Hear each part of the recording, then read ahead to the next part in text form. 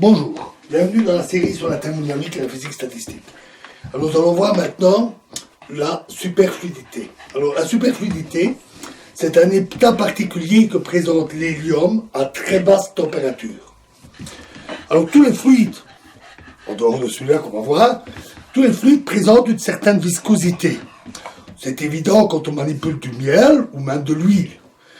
Quand on verse de l'huile sur une paroi inclinée, elle s'écoule doucement parce qu'elle est visqueuse. Mais c'est vrai aussi de l'eau. Par exemple, cette viscosité se traduit par des frottements sur les parois des récipients et des frottements internes.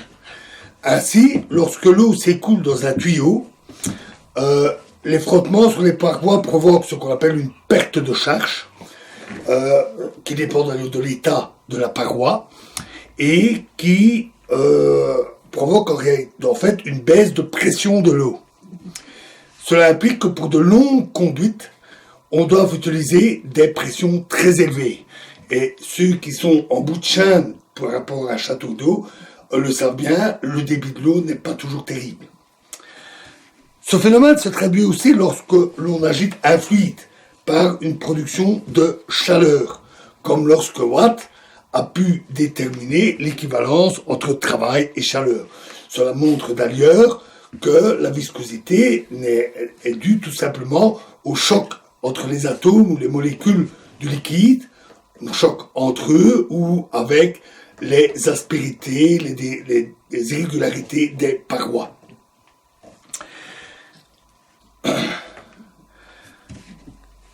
L'hélium est un gaz qui se liquéfie à très basse température. Il se liquéfie à 4 Kelvin, ce qui correspond à moins 269 degrés. C'est même le fluide qui se liquéfie à la plus basse température, et donc il est assez difficile à liquéfier. C'est à la fois dû au fait que les atomes d'hélium sont très légers, mais aussi parce que c'est un gaz chimiquement inerte. Donc les molécules n'ont pas du tout, les atomes n'ont pas du tout tendance à s'attirer pour former des réseaux cristallins réguliers, parce qu'ils ne réagissent pas. Or, si on refroidit encore de l'hélium, disons vers 1 ou 2 Kelvin, il se produit un phénomène étrange. Tout d'abord, il ne se solidifie pas. Au contraire, solidifier l'hélium est très difficile. Il faut descendre encore plus bas en température et il faut appliquer des pressions extrêmement énormes, d'énormes pressions. La pression ambiante, à la pression ambiante, l'hélium ne se solidifie jamais à cause de ce caractère inerte des atomes. Et ça, c'est une exception. Tous les autres gaz se liquéfient à pression ambiante, en refroidissant suffisamment. Ce qui se passe à la place, c'est que l'hélium devient superfluide. Alors, qu'est-ce que c'est? C'est-à-dire que sa viscosité devient totalement nulle. Alors, évidemment, je vous l'ai dit, c'est dû aux collisions entre les atomes. Donc, avec la baisse de l'agitation thermique, à basse température, les fluides deviennent moins visqueux. Mais l'hélium, c'est pire que ça. Arrivé à cette température de 1 ou 2 Kelvin, sa viscosité, boum, tombe à zéro.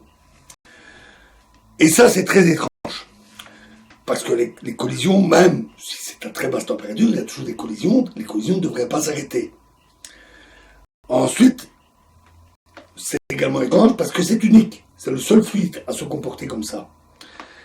Il s'écoule sans aucun frottement, ce qui conduit à des comportements assez surprenants.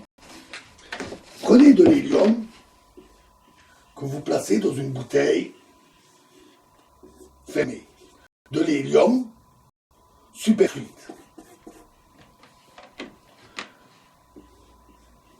À l'intérieur,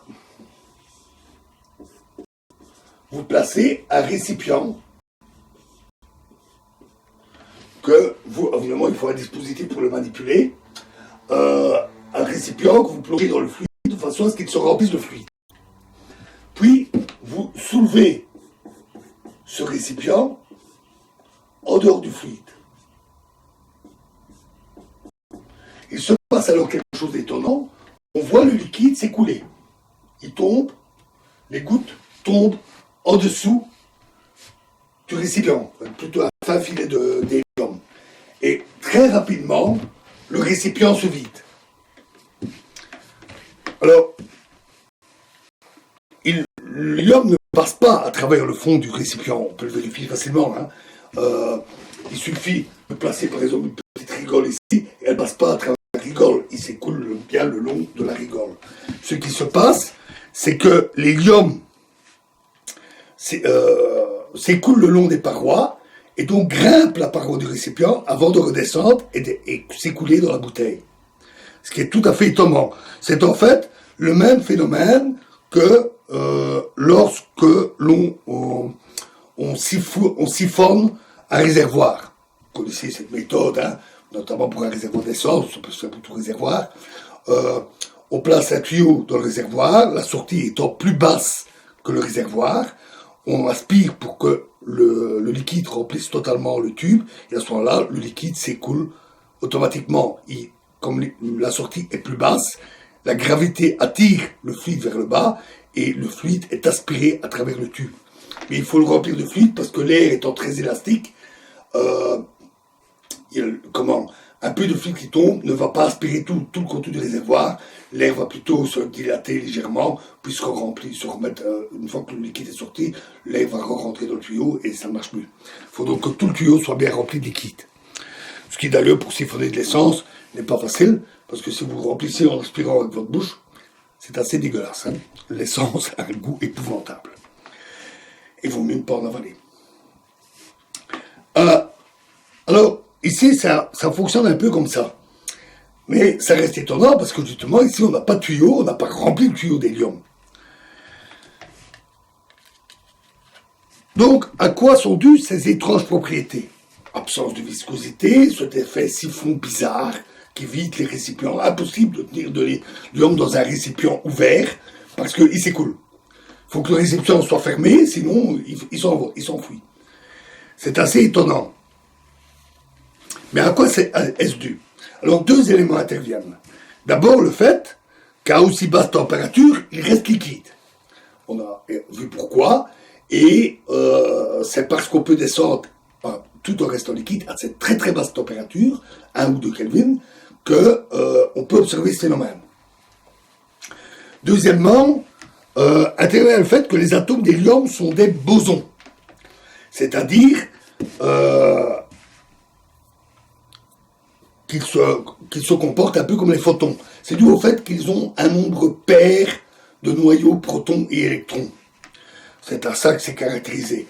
Et c'est le cas de l'hélium 4, qui est le plus courant, avec 2 neutrons, 2 protons et 2 électrons. L'autre forme d'hélium, ce qu'on appelle un isotope, qui contient qu'un seul neutron, un neutron et 2 protons, est un fermion. C'est l'hélium 3, mais qui est beaucoup plus rare. Il représente qu'une petite fraction de l'hélium dans la nature. Comme ce sont des bosons, ils ont tous tendance à se placer dans le même état. Ça, nous l'avons vu. Et lorsque la température est suffisamment basse, les excitations dues à l'agitation thermique disparaissent et tous les atomes se placent dans le même état quantique, l'état de base, celui d'énergie la plus basse. De plus, les atomes sont indiscernables les uns des autres. On obtient donc un fluide dont tous les atomes se comportent comme s'ils n'étaient qu'une seule et même entité. C'est une des rares manifestations quantiques à l'échelle macroscopique.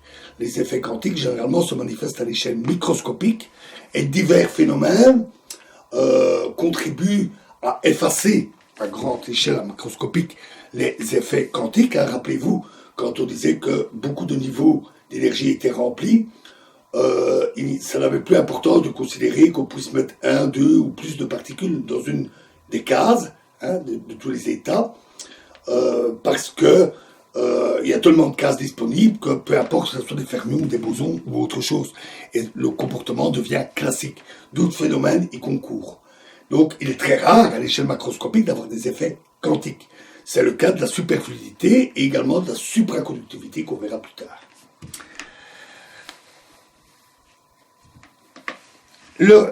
Comme ils forment une seule même entité, leur déplacement a tendance à se faire sans modifier l'état de base qui est fortement favorisé. C'est-à-dire les atomes ne peuvent pas facilement s'exciter, voir leur état de vitesse ou de mouvement modifié. Ils ont tendance à se comporter un peu comme d'un bloc. Ainsi, d'ailleurs, quand on fait tourner un récipient avec un superfluide dedans, un liquide normal serait entraîné par les frottements des parois et se mettrait à tourner. Ce n'est pas le cas de l'hélium superfluide. Mais il ne reste pas fixe. Ça, c'est une chose étonnante. Il se forment des tourbillons qui prennent d'ailleurs une structure géométrique assez particulière. C'est des choses très très intéressantes à étudier. Donc ainsi, les aspérités ou les interactions avec les parois d'un récipient n'ont peu ou pas d'effet. Le fluide s'écoule imperturbablement parce que il faudrait pratiquement modifier l'état de tous les atomes pour modifier son état, et donc il s'écoule sans viscosité. Il a tellement peu de viscosité qu'il a tendance à s'étaler totalement sur les surfaces. Donc une goutte, et il s'étale totalement. Jusqu'à l'échelle atomique, hein, donc une couche d'une épaisseur d'un atome. Contrairement, par exemple, à une goutte d'eau, qui ne s'étale pas sur une surface sèche. La viscosité, c'est-à-dire les frottements, bloquent son étalement, et pour une paroi plane ou pas trop inclinée, la goutte reste fixe sous forme d'une petite bosse de goutte d'eau. D'autres effets jouent. Ce sont les effets d'interaction et d'attraction moléculaire qui jouent un rôle aussi important, qui font que l'eau adhère à la paroi ou pas. Sur les parois anti-adhésifs, qui contiennent par exemple de la silicone, l'eau n'adhère pas du tout, elle a tendance à s'écouler très facilement. Mais sur la plupart des parois, l'eau a tendance à adhérer, et les molécules d'eau s'attirent aussi les unes les autres. Mais l'hélium est inerte. Donc ce qui mène à son état liquide à très basse température et à sa superfluidité joue aussi dans cet effet. La molécule, l'atome d'hélium est inerte. Je ne sais plus si j'ai dit, je ne l'ai pas dit. En fait, l'hélium, ses couches électroniques sont remplies de telle manière que la toute dernière, la couche la plus externe, est entièrement remplie d'électrons. Donc, comme ce sont des fermions, on ne peut plus en mettre. Ce qui fait que son activité chimique est nulle, ou presque. Presque nul. Il est très difficile de faire des composés chimiques avec de l'hélium. C'est le cas aussi des autres gaz inertes comme le néon, le krypton, etc. Ainsi, lorsqu'on soulève le récipient dans l'expérience de la bouteille, il y a en réalité un film d'hélium ici, tout autour, également sur les parois ici d'ailleurs. Hein. Il y a un film d'hélium pratiquement impossible à voir. Hein. À l'œil nu, c'est impossible. Il a une épaisseur d'un seul atome. Et le fluide s'écoule simplement en étant entraîné par ce film. Exactement comme un siphon. Sauf qu'il n'y a pas besoin de tube, et ça s'écoule malgré cette épaisseur incroyablement fine. Ça s'écoule très bien parce qu'il n'a pas de viscosité.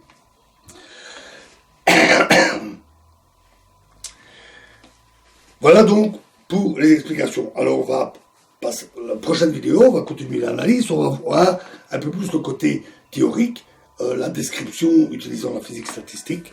Nous verrons cela bientôt. Je vous remercie.